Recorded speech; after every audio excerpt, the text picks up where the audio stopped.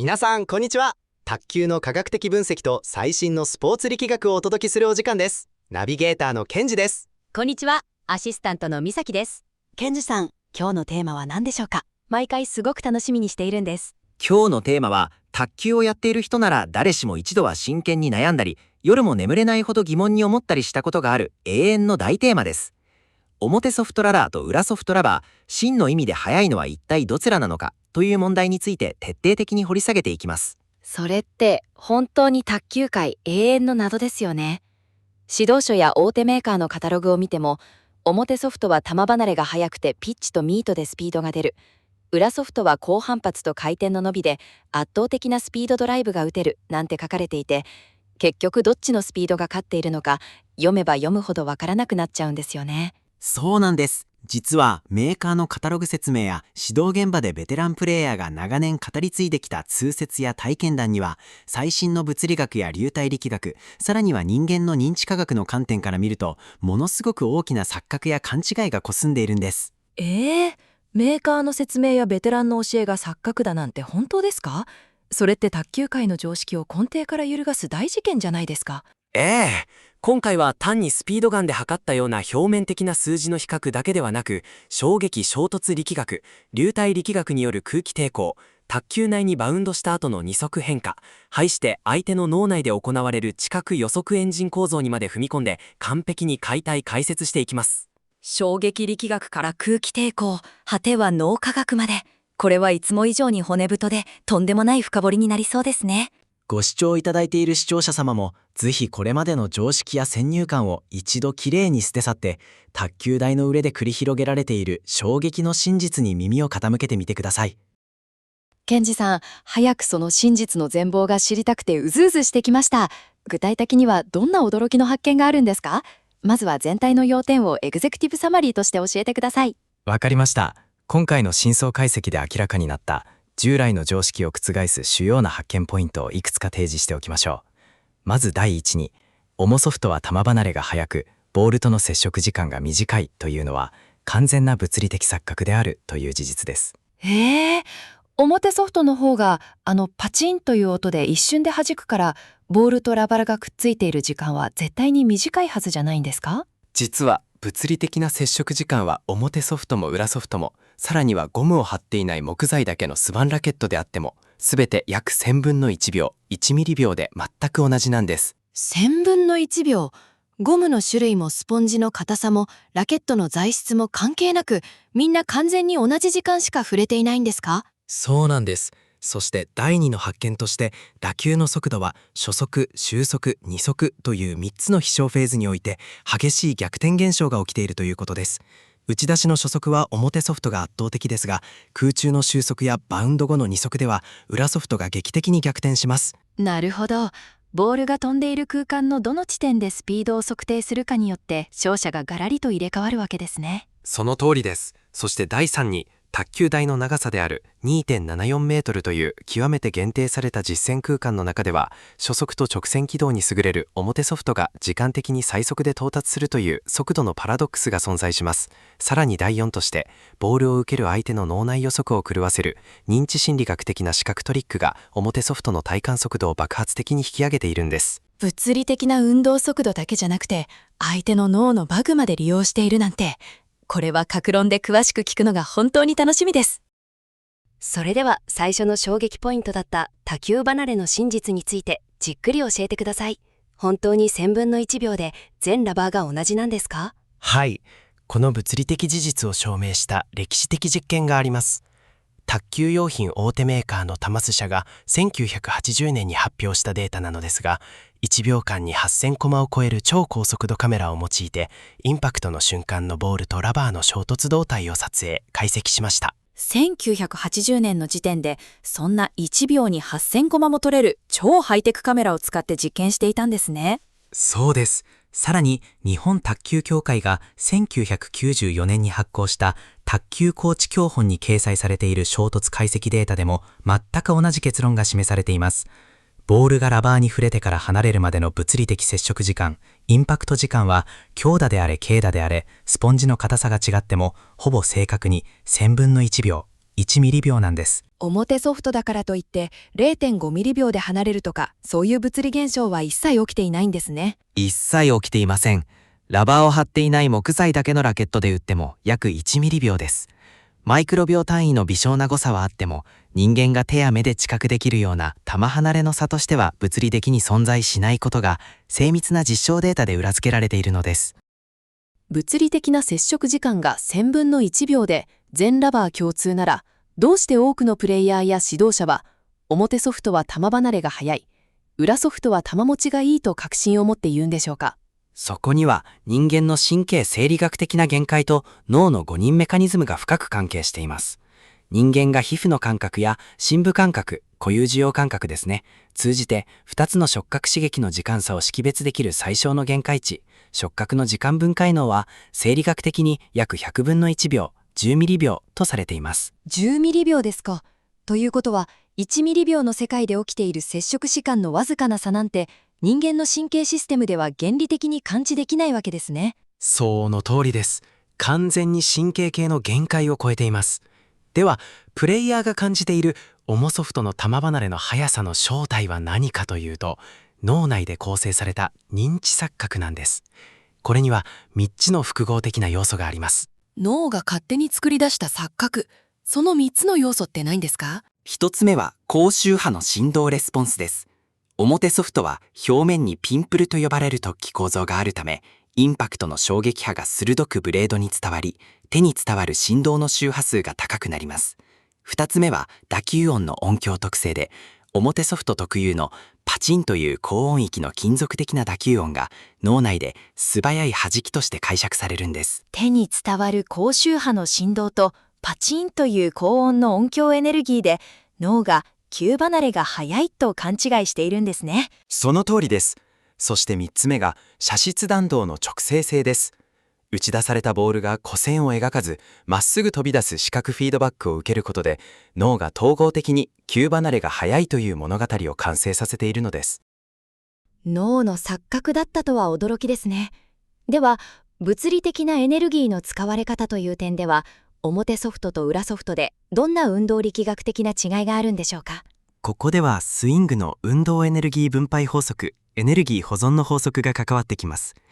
ラケットを振るスイングエネルギーを E スイングとすると、インパクトの瞬間にボールの平心運動エネルギー、スピードと角運動エネルギー、回転、スピン、そして熱や振動の散逸エネルギーに分配されます。スイングのエネルギーがスピードと回転の2大エネルギーに引き裂かれるわけですね。はい。裏ソフトラバーの表面は平らで、摩擦係数が非常に高く、ボールとの接触有効面積が最大化されています。そのため、打ちつけるとトップシートが横方向に強く引きつれる変形、旋断変形を起こし、スイングエネルギーの大きな割合が回転運動エネルギーへと分配・変換されます。だから裏ソフトは強力なドライブ回転がかかるんですね。じゃあ、表ソフトラバーの場合はどうなるんですか？表ソフトは表面に円柱形や台形の突起、ピンプルが並んでいて、ボールとの接触面積が幾何学的に大幅制限されています。この構造のおかげで摩擦や旋断変形による仕事量が最小限に抑えられます。結果として回転生成への分配が削られ、入力されたスイングエネルギーの 80% 以上がダイレクトに平心運動エネルギー、スピードへと集中還元されるんです。これこそが表ソフトが打ち出す爆発的な初速の物理的基盤です。スピードにエネルギーが 80% 以上も集中還元されるから、打ち出しのスピードがものすごく速いんですね。そうです。ここから第2章の打球速度の3フェーズ解剖に入っていきます。まずは初速フェーズ、つまりインパクト直後からネット付近を通過するまでの速度 V0 についてです。この初速フェーズにおいては、表ソフトラバーが裏ソフトラバーを圧倒的に凌駕します。初速においては表ソフトの完全勝利なんですね。その力学的な理由をもっと詳しく教えてください。理由は主に3つあります。1つ目は裏ソフトのように分厚い高摩擦シートが大きく沈み込んでボールを抱え込む挙動が発生せず、果肉な突起の圧縮合成によって瞬時にボールへ弾性を還元するため、衝撃吸収ロスが排除されることです。ボールを深く抱え込まずに突起の跳ね返しで瞬時に弾き返すからエネルギーが逃げないんですね。2つ目は打法構造と運動量転換です。裏ソフトのドライブ打法はボールの外縁を斜めにこすりますが、表ソフトのミート打法はボールの背面を垂直に近い角度で直接叩きます。これによりスイングの線運動量ベクトルがダイレクトにボールの推進力へ転換されます。そして3つ目は最短飛行経路の選択で、ネットの上の最小隙間を通る直線軌道を主張し、幾何学的な初期移動距離そのものを短縮できるからです。初速のスピードと最短コースで一気に相手コートに向かって飛んでいくわけですね。でもケンジさん、最初に飛んでいる最中にスピード関係が逆転するっておっしゃっていましたよね。はい、ここが流体力学、空気力学のとても面白く奥深いところです。ネットを越えてから相手コートに着弾するまでの収束フェーズ VT では、空気抵抗によって両者の速度関係が劇的に逆転します。空気抵抗ですか？ボールが空中を飛びながら空気を押し分けて進む時の抵抗ですよね。その通りです。球体が空気中を高速飛行するときに受ける空気抵抗は速度の2乗に比例して大きくなるのですが、注目すべきは光力係数の変化です。空気の密度やボールの大きさは変わらないのに、光力係数が表ソフトと裏ソフトの打球で大きく変わってくるんですか？大いに変わります。表ソフトから放たれる無回転に近いナックルボールは、球体の後ろ側に非対称な空気の渦、カルマン渦流を形成し、強い不圧領域を生み出します。この不圧がボールを後ろから強力に引き戻す圧力ドラグ、制圧抵抗として作用し、光力係数が跳ね上がるんです。結果として初速で勝っていた表ソフトのボールは、飛翔中に運動エネルギーを激しく奪われ、手前で急激に失速します。ナックルボールって後ろから引っ張られるような目に見えない空気の不圧を受けて激しく失速しているんですね。じゃあ強力な回転がかかっている裏ソフトのドライブボールはどうなんですか？裏ソフトの強烈なトップスピン球は空気の流れを制御してマグヌス効果を発生させます。ボールの回転によって周囲の空気の境界剥離が抑え込まれ、球体の背後にできる不圧領域が大幅に小さくなるんです。回転がかかっている方が空気の抵抗を受けにくくなってスイスイ進みやすいんですか？そうなんです。圧力ドラグが相対的に低減されます。実証データによると、ボールが3メートル飛翔する間に平均速度は約 35% も失われますが、スピン量は 5% 程度しか減少しません。つまり強烈な回転を持つ裏ソフトのボールは空気抵抗を切り裂きながら飛ぶため、終速飛翔中のスピードを高く維持できるのです。初速は表ソフトが勝っていたのに、空気抵抗とカルマン渦のせいで途中で裏ソフトに追い抜かれてしまうなんて、流力学の力って本当にすごいですね。では、ボールが相手側の卓球台にバウンドした後の2速はどうなるんでしょうか？台の塗膜面にボールが設置した瞬間の挙動においても、両者で真逆の現象が起きます。バウンドの瞬間、卓球台の表面とボールの間には接線方向の摩擦力が働きます。回転があるかないかでバウンド後の動きやスピードが全く変わりそうですね。まさにその通りです。裏ソフトの上回転、トップスピン球は、設置した瞬間に回転の接線速度ベクトルが台面を後ろへ押し蹴るような作用を及ぼします。その反作用によって、ボールが保持していた核運動エネルギー、回転の一部が一瞬で前進方向の平進運動エネルギー、スピードへと変換されるんです。回転エネルギーが前進力、スピードへと化けるんですね。はい。だから裏ソフトのドライブはバウンド後に低い軌道を描きながらシュッと前へ突き出すような加速的な伸びを見せます。一方、表ソフトの無回転や弱回転のボールは前進力に変換できる回転資源を持ちません。そのため、台面との接線摩擦が純粋な物理的ブレーキ、制動抵抗として一方的に機能してしまいます。完全なブレーキがかかっちゃうんですね。そうなんです。2速で急激に減速し、さらに推進力を失うことで、軌道が手前で失速、沈下する、沈む、止まるという不規則な沈下挙動を示します。ここまでの話を整理すると、初速は表ソフトが圧勝、終速と2速は裏ソフトが圧倒しているということですね。となると、結局のところ、どちらのラバーが速いと言えばいいんでしょうか。そこに理論最高速度と実践空間 2.74 メートルの速度パラドックスが存在します。もし実験室でスピードガンを使って何メートルでも自由に飛ばせる環境で絶対的な最高限界速度を測定したら、勝利するのは現代のハイテンション裏ソフトラバーです。実験室の限界スピード測定なら裏ソフトなんですか？はい。フルスイング時、裏ソフトの頭頂力スポンジとテンションシートは弾性変形の限界が高く、膨大なポテンシャルエネルギーを蓄積して解放できます。対する表ソフトは強い衝撃を受けると表面の突起が折れ曲がる座屈という現象が起き、高荷重での男性還元が頭打ちになります。突起が折れ曲がって反発力が頭打ちになっちゃうんですね。しかし、卓球の試合が行われるコートは卓球台の長さがたった 2.74 メートルという超コンパクトなフィールドです。この限定空間では裏ソフトが最高速度に達するまでの助走距離やバウンド後の伸びが完全に発揮される前にボールが相手コートを通過してしまいます。卓球台が短すぎるから裏ソフトが加速しきる前に相手のところへ届いちゃうんだ。その通りです。だから 2.74 メートルという実戦空間内において相手コートに着弾するまでの到達時間、ピッチ速度で評価すると、初速と直線軌道で圧倒する表ソフトラバーが実質的に最速の用具として君臨するというパラドックスが生じるのです。2.74 メートルという空間の制限が表ソフトのスピードを実戦最速に仕立て上げているんですね。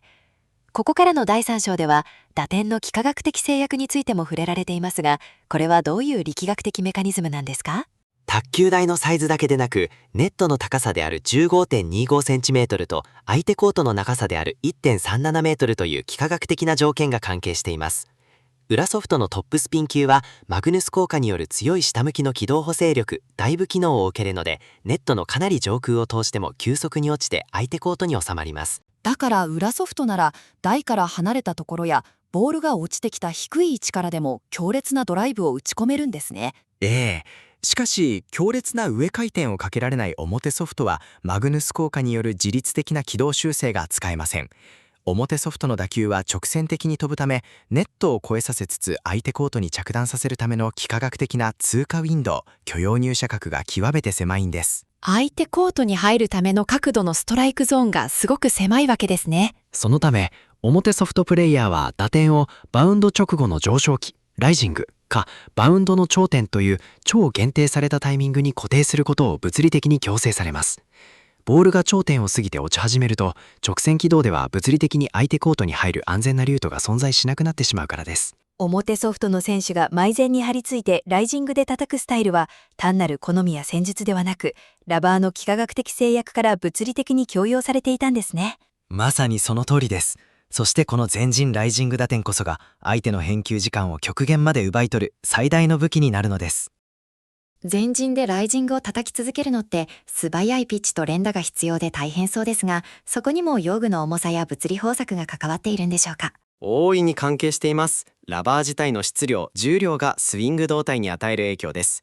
表ソフトラバーは表面のゴムの大部分が突起と空気層隙間で締められているため、同じスポンジの厚さの裏ソフトと比べてラバー単体の重量が約 15% から 35% も軽量なんです。 15% から 35% も軽いんですか？それは手に持っただけでもはっきりわかる違いですね。はい、ラケット全体で片面あたり約 10g から 20g、両面なら最大で 30g 近くも軽量化できます。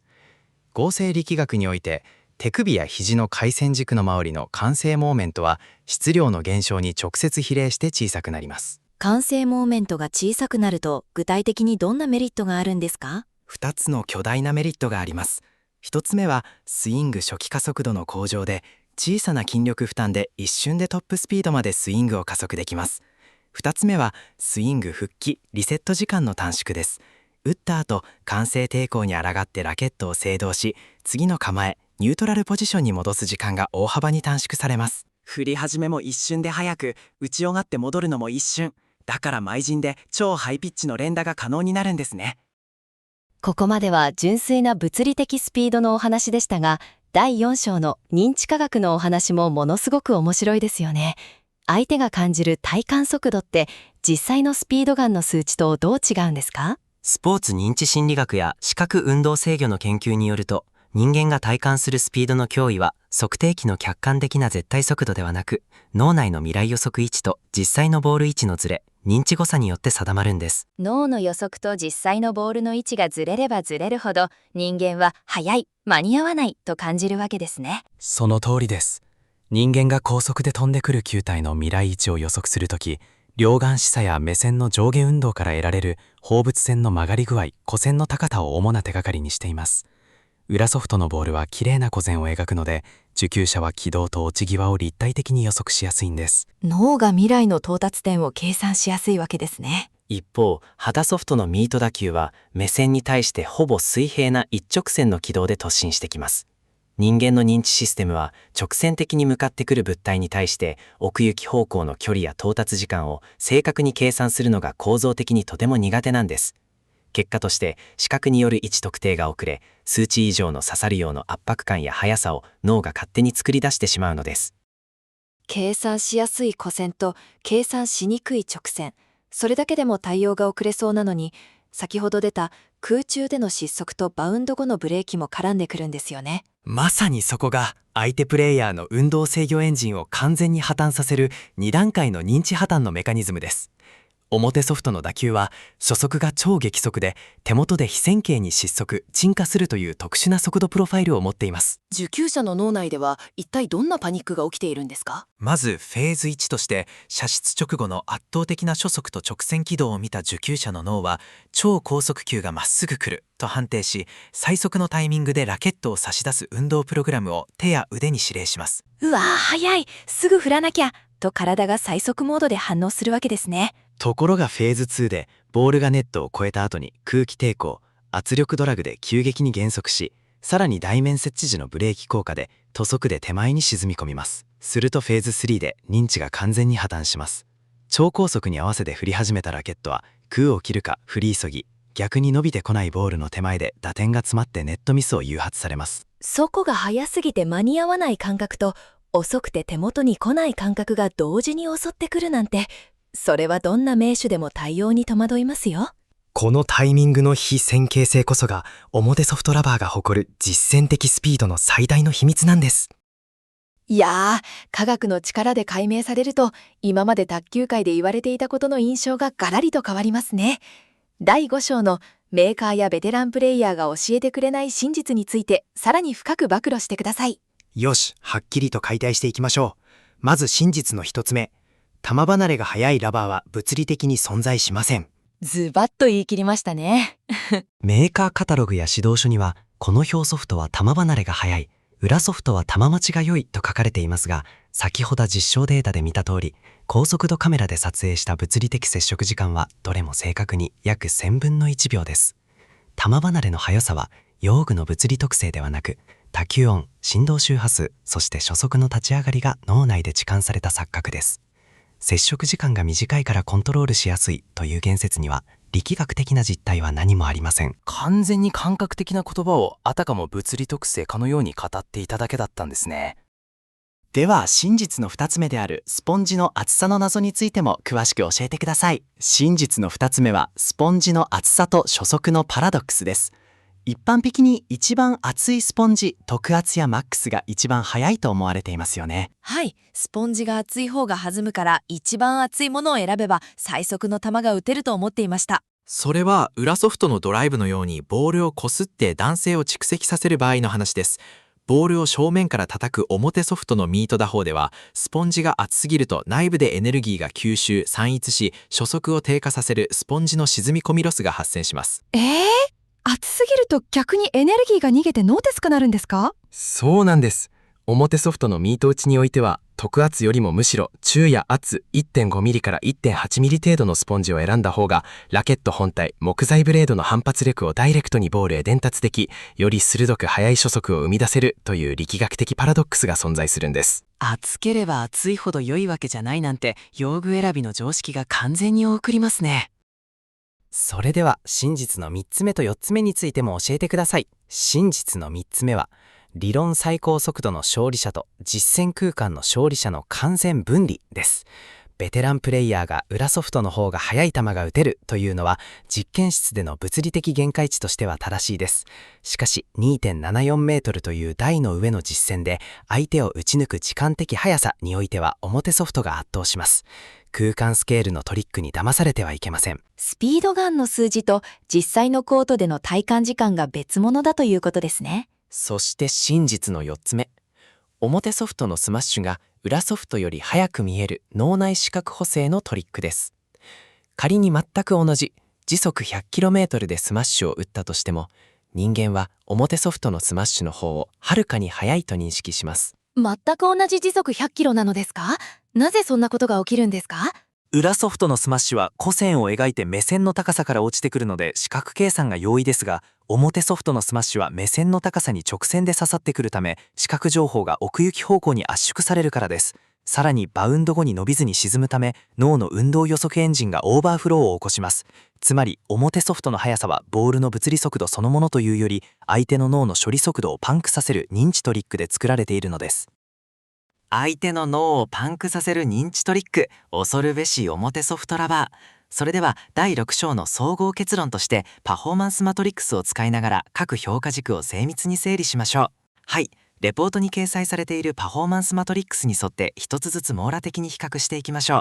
まずインパクト接触時間は表ソフトも裏ソフトも正確に1000分の1秒で10日です。感覚の差は音と振動の錯覚でした。次に射出初速ですね。射出初速はスイングエネルギーが平心運動に集中する表ソフトが圧勝です。立ち上がりの弾きが圧倒的です。一方で飛翔収束 VT はマグヌス効果で空気抵抗を抑える裏ソフトが優位となります。表ソフトはカルマン渦による圧力ドラグで失速します。そしてバウンド後の2速はどうですか？2速は回転が前進力に変わる裏ソフトが加速伸びを見せるのに対し、表ソフトは摩擦ブレーキで沈下失速します。バウンド後の推進力は裏ソフトの勝利です。しかし台の上 2.74 メートルの到達速度においては、直線最短距離を飛翔する表ソフトが圧倒し、最短時間で相手コートに着弾します。打点と用具の重さについてはどうでしたか？強制打点領域として裏ソフトは前陣から後陣まで広く対応できますが、